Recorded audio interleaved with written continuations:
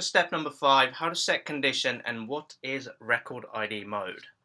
So conditions are super important if you're running an update because conditions is you telling Form Titan, okay, based on this, I would like you to update Salesforce org. So in my case here, before we move on to my case, I'll show you just the general stuff. For example, I've got an email field on my form. I could write condition if my email equals my email field here, then if you find any match, then go ahead and update based on that match.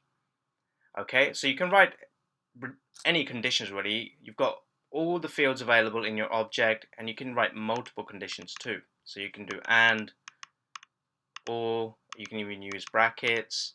So you've got a lot of flexibility, and you've got a lot of operators to work with as well. So you can say equals, contains, not contains, exclude, all sorts of options available that you can play with.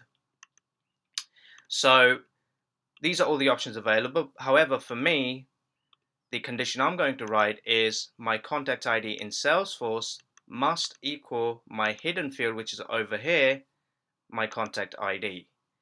If that is true, then go ahead and update it in Salesforce. Click apply. Then we've got something called record ID mode. If you are doing like I am, which is based on an ID, then you can check record ID mode. And what that actually means is that it's going to be much faster for Form Titan to query the object because it's doing it based on one parameter, which is record ID.